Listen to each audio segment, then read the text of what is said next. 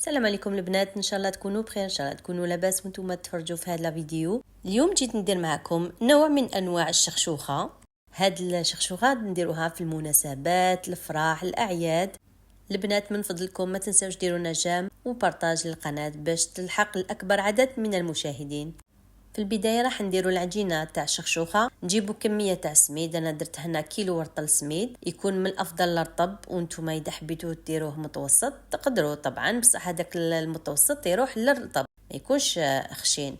فوالا نديروا له كميه تاع الملح المناسبه، ما نديروش مسوس، ونبداو نشمخوا فيه بالماء غير بالعقل. لازم ما نجريوش العجينه تاعنا في الاول باش نعجنوها غير بليبوسه. فوالا هكذا نلموها مليح مليح ونحطوها في كيس بلاستيكي ونخليوها ترتاح لمدة ساعتين 3 سوايع. قد ما تخلوها يعني تلقاوها من بعدها سهلة في العمل كي تجو تعجنوها.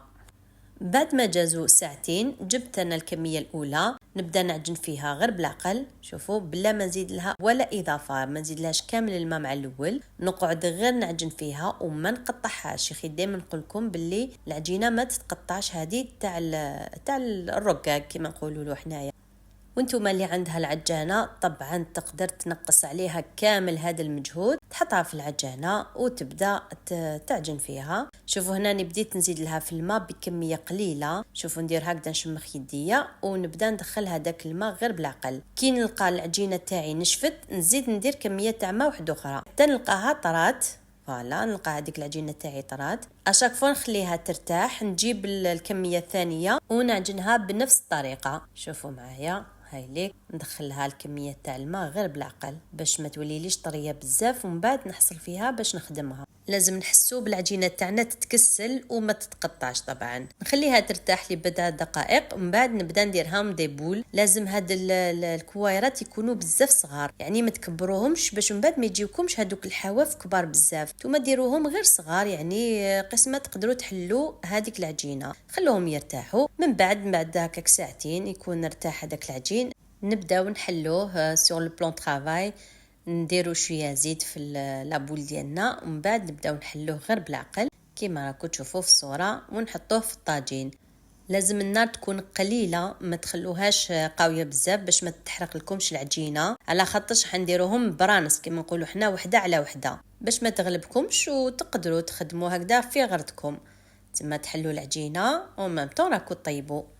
ونديروا الطبقه الثانيه هاي ليك نزيدوا نحلوها، نأكدوا مليح مليح على الجوانب باش ما يجوناش بزاف الحواف هكذا بزاف، ونقعدوا نخدموا حتى تتعمر كامل. تحبوا 12 تحبوا 20 نتوما وما تقدروا تقعدوا تخدموا وتقلبوا.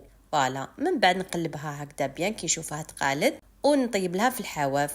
حنايا نطيبوه مليح هاد العجين، ما نخليوهش ابيض باسكو ما نزيدو نديرو له والو، ما نفوروه ما والو. يتسمى نحبوا هذيك الريحه تاع الطياب. من بعد كي نسقيو الشخشوخه تاعنا ما تتعجنش. فوالا شوفوا هاي ليك الشخشوخه تاعنا كيفاش طابت ما شاء الله. نفتوا العجينه تاعنا، طبعا اذا لقيتوا شويه الحواف تقدروا تنحيوهم، وهاد العمليه تقدروا ديروها يوم من قبل ما طيبوا الشخشوخه، باش نهار تجيو طيبوها ديروا غير المرقه. بالنسبه للمرق عندي هنا كميه تاع دجاج واللحم، عندي كميه مليحه تاع بصل، طماطم، شويه حميصه كانت طيبه، التوابل عندي عكري، فلفل حار، راس الحانوت، وطبعا طوماطيش كونسيرف، شويه توم، زيت والفلفل حار. نجيبوا لاكوكوط تاعنا نحطوا كميه تاع زيت مليحه، سورتو اذا هذاك الدجاج تاعكم ماشي ميدم باسكو هي شخشوخه تحب شويه ليدام. ونحط الكميه تاع البصل اللي تكون مرحيه مليح، نضيف لها كميه تاع ملح ونخليها تتقلى لبضعه دقائق غير شويه. نضيف لها شويه توم،